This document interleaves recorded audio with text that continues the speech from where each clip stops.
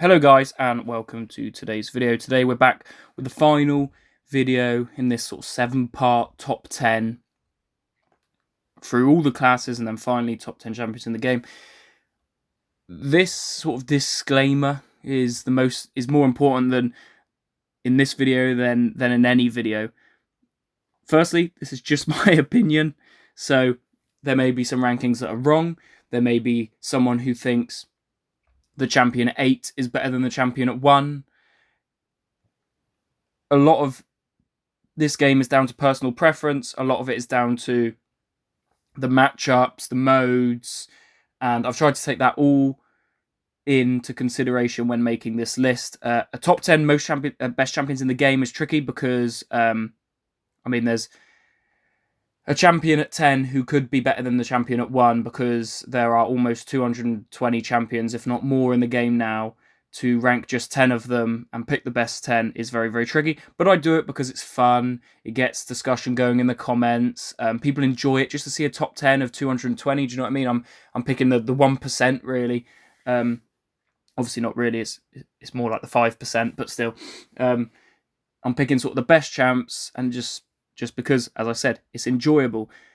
A couple champions on this list, you may think, oh, how have they made it over, say, my favourite champion? But again, personal preference, modes, what you're into. I don't mind. I like Battlegrounds. I find it fun, but I'm not one of the, I'm not trying to make it to the top of Battlegrounds every single of the victory track and the Gladiator circuit every single time Battlegrounds comes out. I'll play it when I can. I'm working a lot. I don't play this game potentially when I always come home. I've got a partner, trying to get, have a house, all of that sort of stuff. So to play Battlegrounds super hardcore like everyone else does is quite tricky. So some of the other modes like the axe and the questing appeals to me a bit more because it's quite enjoyable. It gets rid of your energy quite quickly, so you can build it up. Whatever. That's not really for here. But it's just my giving a bit of an explanation behind these decisions before we get into them. There are a couple decisions in here where I almost think, oh, am I sure about that? And a lot of it is down to the fact that not everyone is a 7-star. So when I look at like the champion at 8 and 9, are that one better than the other, even though one is only a 6-star, the other's a 7-star, say, it does become quite tricky. So without any further ado, we'll jump into the video, but what we'll begin with is the honourable mentions. So these we will draw on the screen, a little HM for anyone watching. That didn't get any, people didn't like it in the comments, like no one didn't like it, no one really said they liked it, so it's going to stay for a moment. So these are just the honourable mentions. Right, a few. We've got Absorbing Man. So Absorbing Man came in at 3 in our Mystic ranking. We've then got Scorpion, again 3 in the Science ranking. Shuri, who was 2 in the Tech ranking, so you can see there's only going to be one Tech champ in this list. Where he falls, who knows. Gallon is an honourable mention, as is sort of champions like Kashala, Juggernaut, Photon, Archangel, Domino, Apocalypse, Ghost, all of those type of champions. So they're all sort of the honourable mentions, the ones very close to hitting the top 10, but we have tried to make 10 because it's the most enjoyable way of doing it. So this first champion is going to be purely from bias. So I've got one more honourable mention that you guys will not be happy with, and he does massive damage. He's very good. There's a lot going on in his kit. He is by far one of the best champions in the game. But personally, I think that of all the champions on here as a 6-star exclusive, this champion is the one who would benefit the most by going to a 7-star, only because of this reason, and that is because on defense, it's a bit easier to fight him. So, to help you guys out with that, I'll give you a rundown of the 6-star exclusives on this list before we get into it, to explain my reason for why CGR is an honourable mention and he hasn't made the top 10. when you have 6 stars exclusive, only champions who can be 6 stars, you can rank 5 them and you can sig them all the way up. And defenders benefit from this more than attackers, in my opinion, because an attacker's output can be matched by a 7 stars attacker output because their percentage damage is higher. They do more base damage, crit damage, all of that stuff. But as a defender, especially in Battlegrounds, the percentage increase it doesn't do as proportional or have as big an effect proportionally as it does on defense. So if I'm using 6-star exclusive Hercules and 7-star and 7-star Onslaught, the fight could take the same amount of time. Whereas if I use a 7-star Onslaught on defense and a 6-star Doctor Doom or AntMan Future, the Apocalypse will have more health as a 7-star, so it will take him. It might take you a little longer to fight him, but AntMan Future and people like Nick Fury have things that make them more complex, if that makes sense. If that makes any sense to you guys. It might not, but in my head, it makes perfect sense. So hopefully I've got that across well enough. But whereas on attack, the damage can be matched, and I just think that you feel the effects of a 7-star compared to a 6-star more on when you're using them as attack than you are when you fight against them. So that's my reasoning. So CGR unfortunately doesn't make the list. One, because I'm not that great a CGR player. That is definitely a reason. If I loved him, used him all the time, like I do Kate Bishop, yeah, he'd be far higher on this list, obviously. But it is, again, my opinion, so no hate in the comments for it. It is just an opinion. If you guys disagree, that's perfectly fine. I might have got this completely wrong. But we're 7 minutes into the video and we're only on honourable mentions. So it's time to jump into who I have at 7. And it is this pig. It is Spider-Ham. He comes in as the first science champ. The tricky part with this video is that I've spoken about a lot of these champions already, because obviously I've done the top 10, so they will heavily, most of them will be 1 or 2 in their class. So we'll just go over them briefly so it's not too quick. We have Spider-Ham at 10. On offense, he can get around quite a lot of things because his damage, his main form of damage, comes from the attacker throwing special attacks, which means you don't have to necessarily ramp him up, or you don't have to build up his damage. If you've got somebody with lots of power gain like Hyperion, you don't even have to hit him that much to make him die, and that becomes massive on attack, especially if you've got annoying nodes. He's very, very easy to use, so that benefits you out massively. And finally, he's a very good defender. You put him on defense in Battlegrounds, in War. If you don't have somebody with slow, he becomes quite annoying to face. Okay, he's become more easier as people have got used to him, but there are still people joining the game and finding Spider-Ham quite tricky to fight.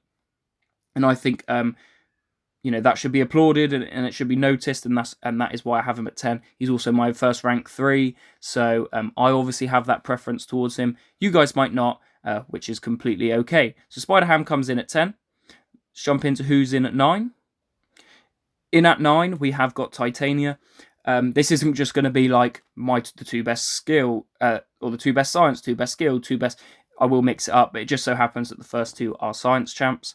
I think the science class, although very, very strong, these other champions are very useful throughout the entire game on lots of different nodes. Potentially, although the science class is the strongest top 10-wise, and you've got maybe 5 champions who could be number 1, as I know somebody commented in the science video, they actually, when compared to sort of the best in each other class, potentially they aren't quite as strong yet. They don't have that. Other than Scorpion, of course, they don't have that sort of big hitter, but because Scorpion's only 6-star, he doesn't make the list. Titania is in at 9. Again, as mentioned in the science video, unblockable, unstoppable, indestructible, massive. Massive to have in your kit if you're avoiding annoying nodes, if you're trying to combat auto block, or you just do more damage as unstoppable. Can be annoying to fight if you have the right nodes in Battleground, so she can be used as a defender. Wouldn't highly recommend it, but she can be used.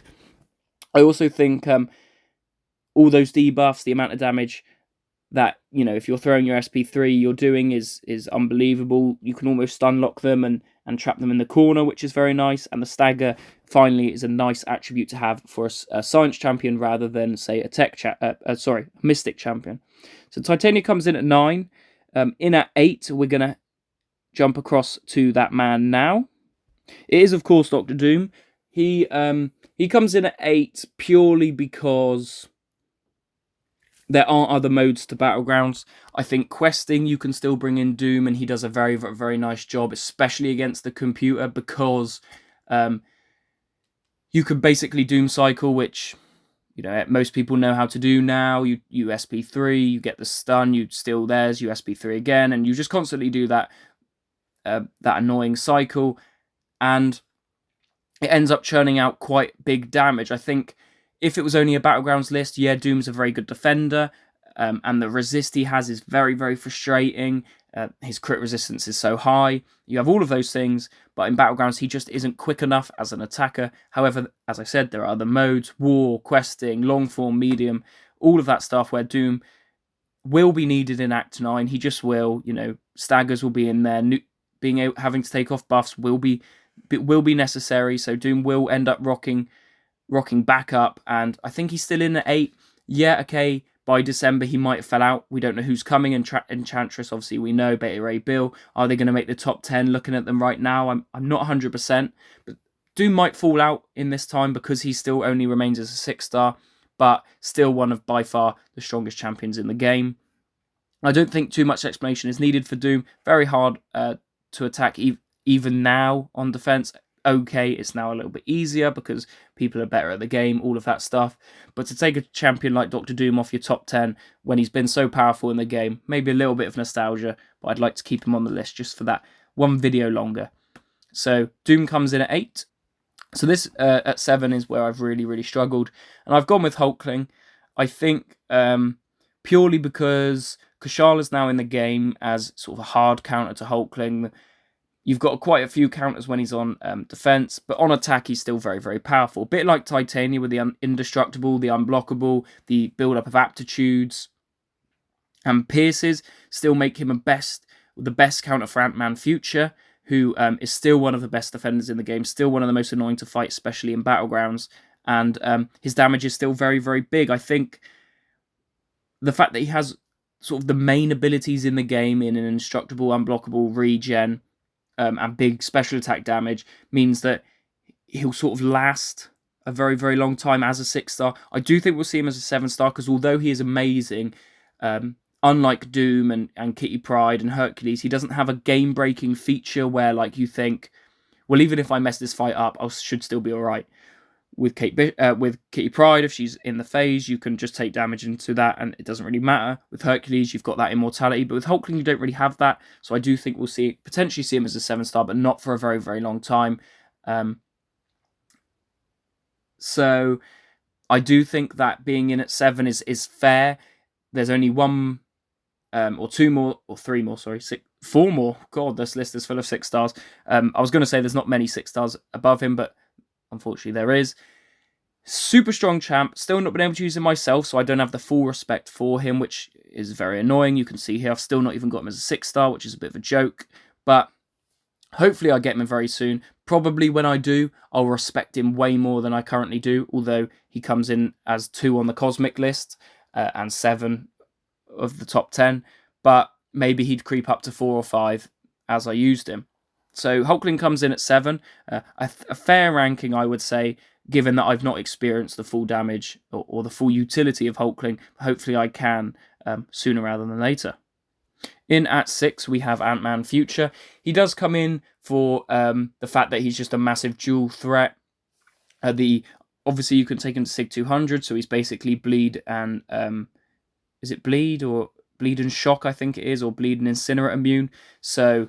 because he shrugs them off so fast, he's not really taking much of the damage on them. The glancing at 10 armors is just huge. You protect yourselves from so much damage. As a defender in Battlegrounds, he'll win you more fights than he'll lose you. The disintegrate, if you get it right on mutants, you can take out 400-500k in less than a minute. I do think he's a really, really strong champion and potentially underrated. I do think we'll see him as a 7-star, weirdly enough, although so good. I just think, again, it will be at that same point as sort of Hulkling, Absorbing Man, even maybe a Kingpin, a Gallon. They'll all come around about the same time, and I think AntMan Future will come then. Very, very good champ. Again, because he's so powerful on both ends of the floor, you could say, he does save you a lot, and I think that is a very important thing, especially given now that Battlegrounds is so big, and if you lose a fight but you still you win the overall round because AntMan Future saved you, I think that's absolutely massive. Coming in just above Hulkling, I think is fair because I've got him, and I've not experienced Hulkling yet, so I don't want to judge someone before I've even got him. And because I've got AntMan Future, because he's one of my favourite champions in the game, it just felt right to have him in here, fully ranked up now, and what a beast he has been. So AntMan Future in at 6, fair ranking. What do you guys think? Let me know in the comments down below. In at 5, we have got Onslaught. Onslaught, many would think would be the best mute, and potentially he is. Now, I just can't let go of my love for Kitty Pryde. I still think the amount that she's done for this account and my channel, really, and sort of was the reason I really, really got into this game, learning to play her, finding her super fun. So, unfortunately, Onslaught is second best to her, but that probably won't be for very long. First of all, my first experience with Onslaught was the Spring of Sorrow. I hadn't really fought him before that because I'd only got to the game about sort of got back to the game a couple weeks before that.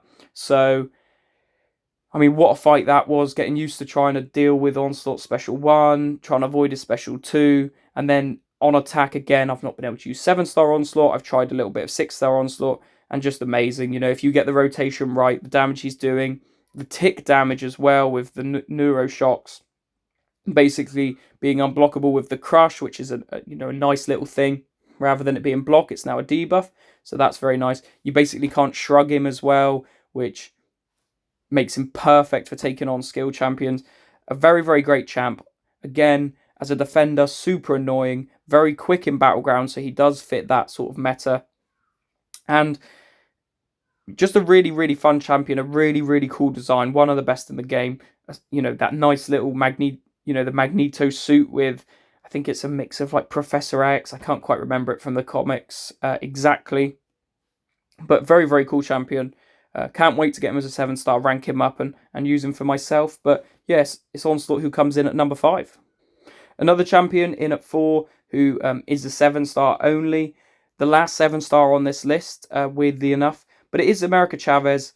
I actually feel like maybe Onslaught could have been higher, but I've gone with America truly just because of my love for Vega's channel. What he's shown with America Chavez is unbelievable. We haven't quite seen that from Onslaught, really. There's not one person smashing out those Onslaught videos to really push that narrative. But, I love it. I love what's being done with America Chavez. To topple Dr. Doom as the best Mystic in the game. People thought Absorbing Man had done it. I didn't think he did, but America definitely has. The damage, if you get her right, if you just watch some of Vega's videos. That's all I've really got to say for this one.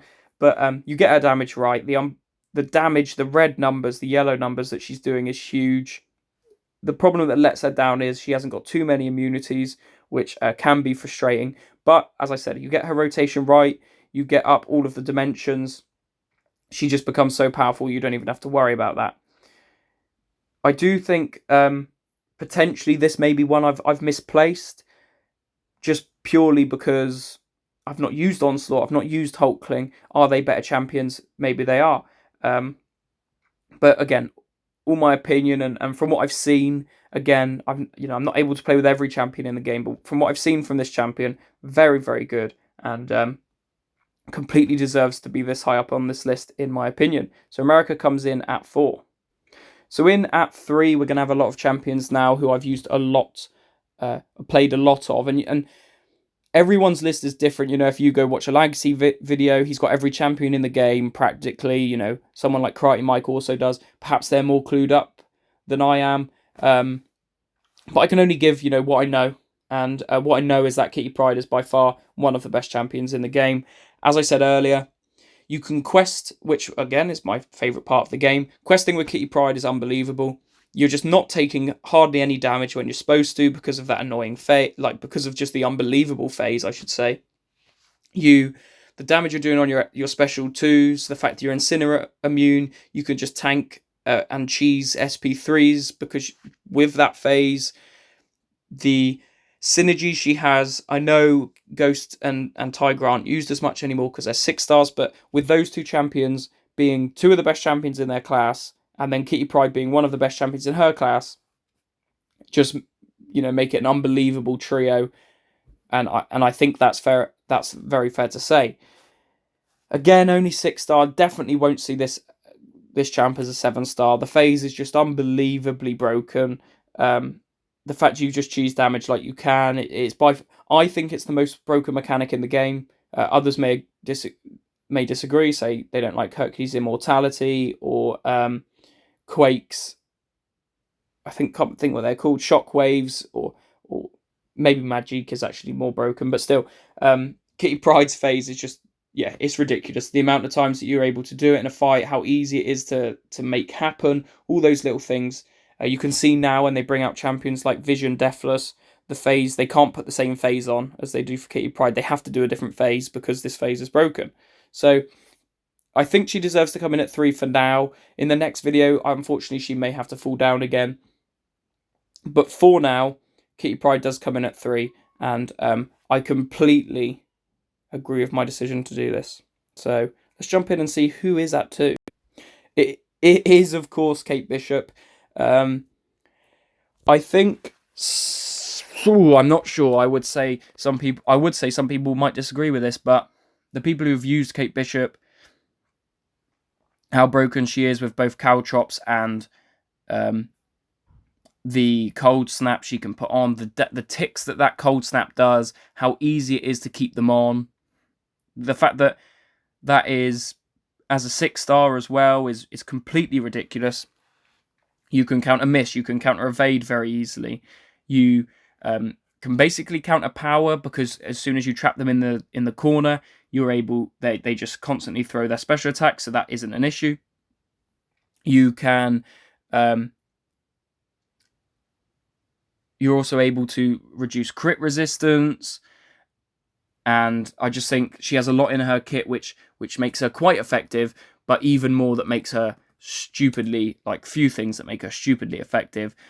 The way to play her is very fun. The perfect release on the arrows is a very, very nice touch. And I do think it's fair to have her in at 2. There are other champions who perhaps are more broken. Kitty Pryde, as we mentioned, might be more broken, but the damage she's doing, the fights that she's taking, they aren't as wide as Kate Bishop. And although, okay, Kitty Pryde's a more annoying defender, Kate Bishop purely as an attacker, and she's always being banned in Battlegrounds. You're always taking her into your quests. Long fight, medium fight, short fight, she takes them all.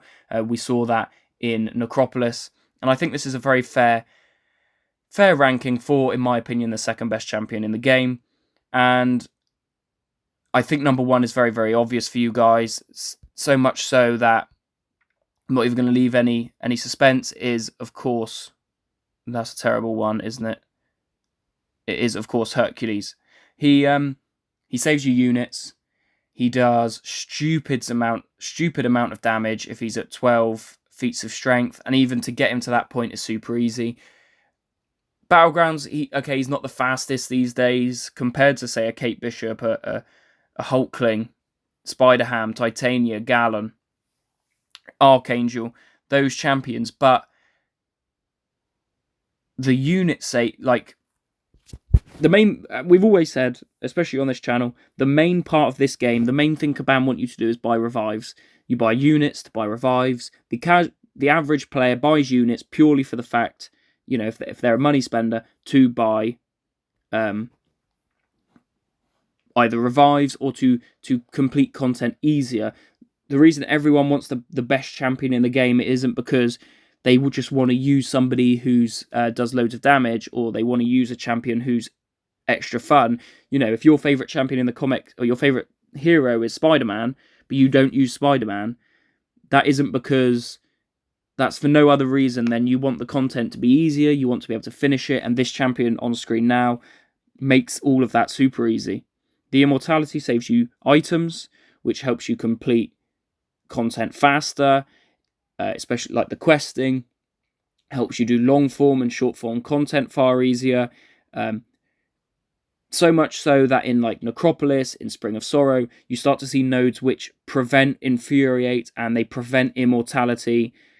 And really, I think the only reason you would ever do that is if you know that there's a champion in your game which is truly, truly broken, who is saving hundreds and hundreds of thousands of units daily for champions, for summoners, for people playing this game.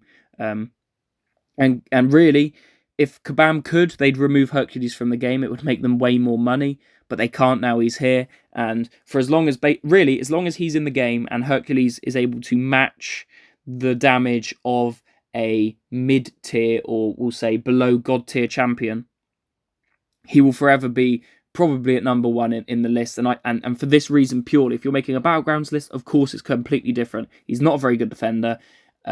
He just makes the fights longer, and he, as an attacker, doesn't do the damage a Kate Bishop does. But in every other part of the game, he saves you revives, he saves you a ton of units, and there's a reason everyone wants him.